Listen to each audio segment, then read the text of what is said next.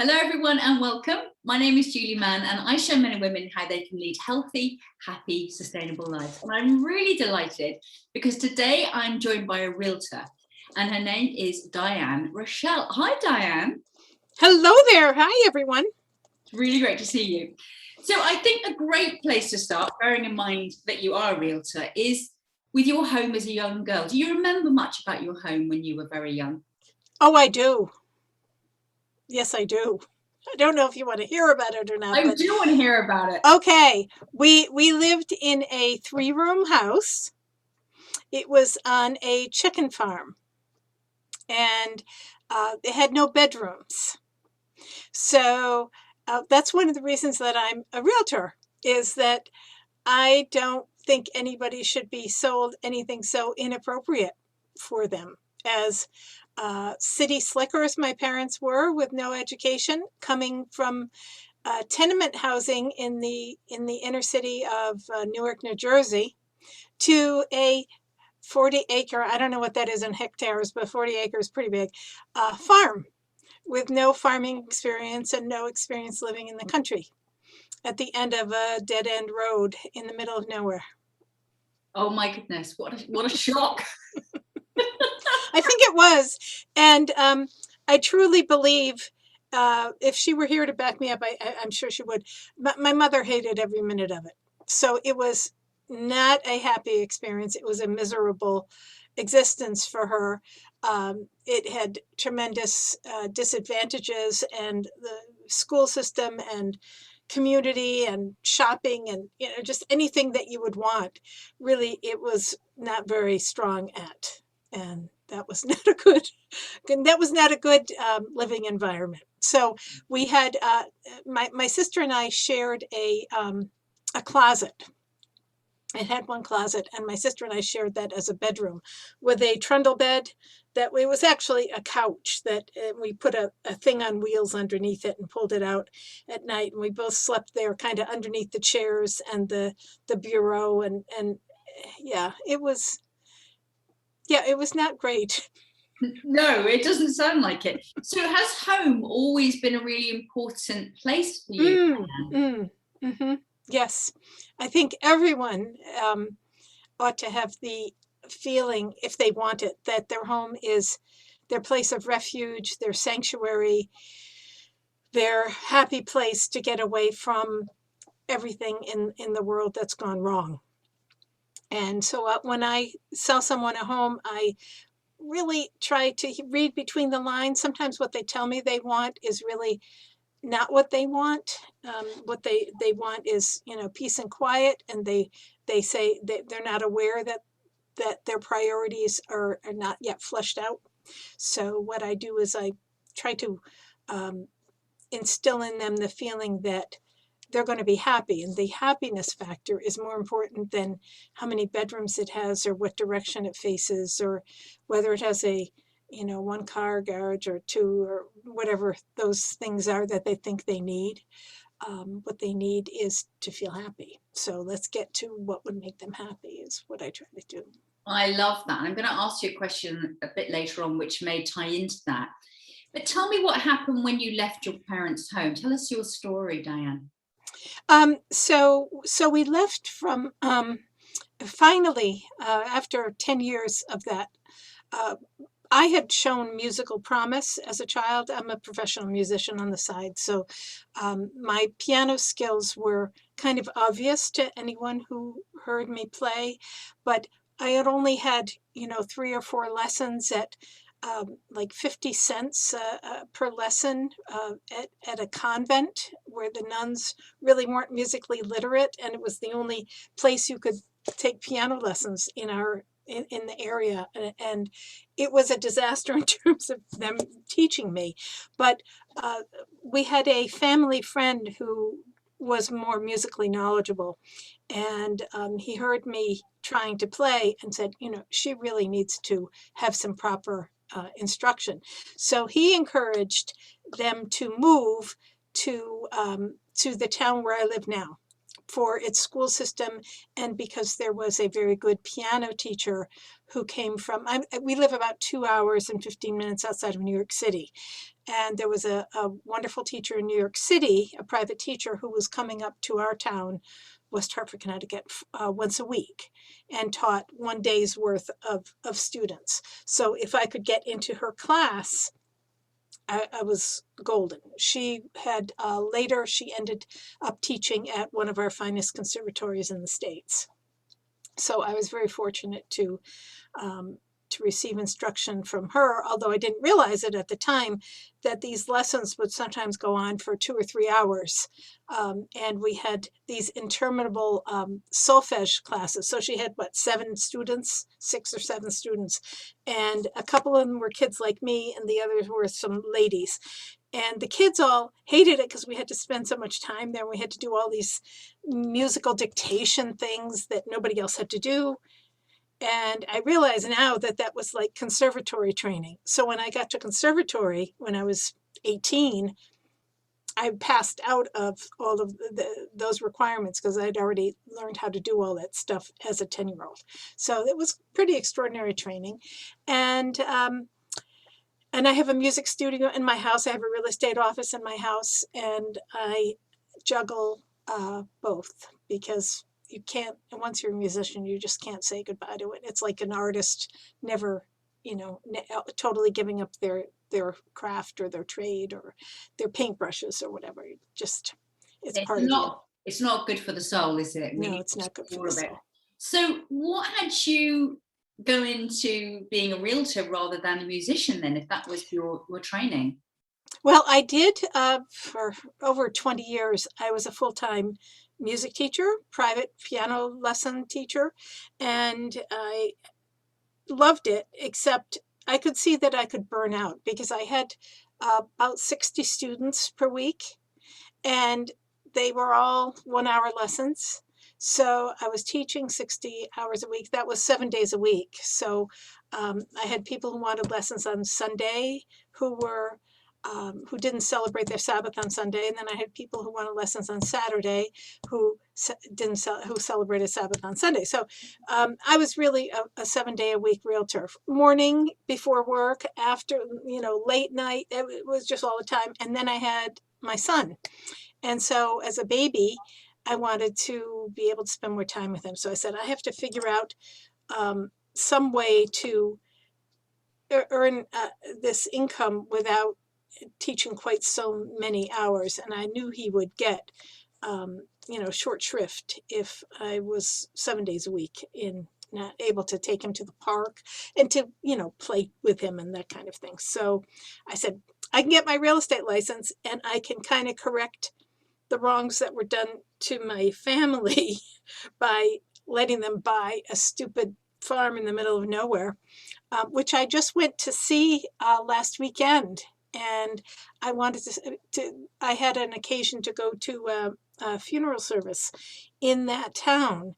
And I drove into the town. It looks exactly the same. It's like the place that time forgot. And the farm, nothing's been done with it ever since. People bought it, and it's just, the land has just been overgrown, and the house fell down, and there's absolutely nothing there. It's very bizarre. But anyway, So how did it feel emotionally then, going back it there? felt very, very disturbing. And it's kind of my best friend, who I relay these stories to, who I've known since we moved to this town. And whenever I mention this, she said, there's a miasma over this town, and it would make a good Stephen King novel. Yeah, sounds like it. So obviously you've talked about some of the challenges you've had to face in your life. Mm-hmm. What would you say has been the biggest one, and how did you overcome it? I think I don't think that's a past tense situation. Still working on it. Coming from the farm where there was, I want to say, many unhappy circumstances, including abuse of children in the schools and that kind of thing. I was held back in intellectual development because the school system was so poor. When we came to West Hartford, I was way behind in my math skills. And probably, I was reading at a 4th grade level, but where I was, they didn't want you to advance to a fourth grade level because then they would have to do something special for you. And as it was, we had 2 grades per teacher per classroom. So grades 1 and 2 were in one room with one teacher, and there were only 4 rooms in the school, and there were 8 levels, 8 grades. So, I still wish that I had learned better study habits as a first grade, second grade, third grade, fourth grade student, because I'm constantly trying to to fill in some of the gaps of things I didn't read about, literature I didn't read, history I didn't learn, all that kind of thing. So I'm a work in progress. I'm still Oh, trying to aren't we work on that. all? It sounds like you spent a lot of your life in a small room, in various different Yes, small rooms. So obviously it's clear that you're passionate about what you do, but what would you say you love the most about it? I love the satisfaction of making people happy, of seeing that smile on their face, the happiness of them having a new home to walk into and to start to make their own, and to do their own paint schemes and colors and gardening and all of that sort of thing.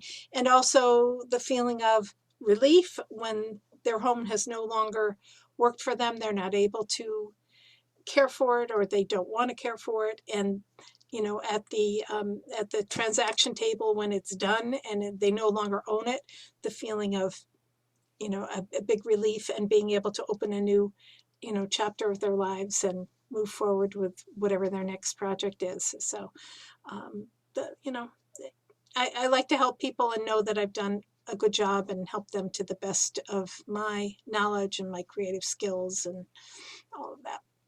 Wonderful. What advice would you give to someone who wants to get a quick sale or help them get a quick sale? Uh, well, I'd advise them to rethink that.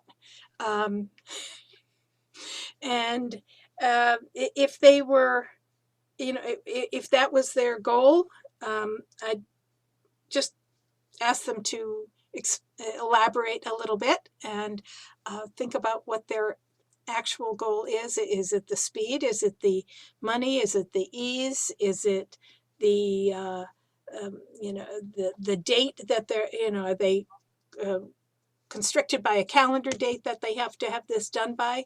I'd want to know all of that in order to advise them properly, because generally um, right now our real estate market is very, very active, even with the global pandemic and all. The interest rates have been low, and the real estate has been going crazy in all parts of the United States, I would say. um, so I would want to know, are they looking to uh, accomplish a financial increase? Are they looking to make money on this? That's one way of doing things. Are they looking for a particular escape? Are they trying to get out of a city where there's a high COVID? What's their reason for that? So I would start from there. And then if they're just looking to, you know, throw it away at any old price, any Tom, Dick, or Harry can do that for you. But if it's one of your largest investments ever in your life, I would say, you know, that merits more thought than just giving it to a Tom, Dick, or Harry to sell for you at a bargain fire sale price. So. And I imagine, Diane, that the service you provide, it sounds like it's quite unique, because I've experienced a few estate agents and I'm not sure they've asked the kind of questions that you might be asking. Anyway, I'm looking at the book behind you, which says, Mhm. let's get a move on, which to me suggests that's about speed. I know it's also about obviously moving from one place to another. It's Is for children. It's for kids. That's a little for kids, to make it a fun and not a scary experience. brilliant, brilliant. Is that available on Amazon? I don't think it's available anymore. That's an old one, but there. I have a new book for buyers coming out, and the one that I have there is for sellers. So I have my best tips for sellers, and I have my best tips for buyers coming within a couple of weeks. Fantastic. And obviously I'm going to put all your links below this video. So do check out Dianne's links and find out more. What advice would you give to someone who's looking to buy a new home? I know you talked about the happiness factor. So, is there anything more you would say? Well, yeah, I would say keep it under your budget, because that could always change if you had a surprise decrease in your revenue. I would suggest that you'd rather have excess money to play with, and make your new home into something more extravagant, or be able to take more vacations, or be able to retire and not work, or whatever your goals might be. I never like to suggest that people max out their budget and buy as much house as they can afford. It can be a recipe for disaster. I would also say that they should, I would recommend that they really, I have a lot of checklists and, questionnaires, and I like to do a personal interview to find out what someone's main goal is. But the location is something that you can't change. The color of the home you can change. Even how many rooms it has, sometimes you can change. Whether it has trees or not, that can be changed. But where it is going to be where it is. It can be done. It's very difficult to move a house, though. So that would be the prime consideration, is where do you want to be. And when someone tells me, when someone calls me and says, I have a friend who's looking for a house, if you hear of anything, let me know. And this is like a total waste of my time. Well, they've looked, in this, and they mentioned 15 towns that are in opposite parts of our state. They're like an hour south, an hour north, south, everywhere. And I think, that's a clear signal to me that the homework has not been done, that up till now, they've accomplished not much besides spinning their wheels. They need to zero in on where they want to live. That's kind of question number one. And what do they want the surroundings to be like? What kind of environment do they want to be in? What's important to them? Sometimes it's important to people to be able to walk to a coffee shop.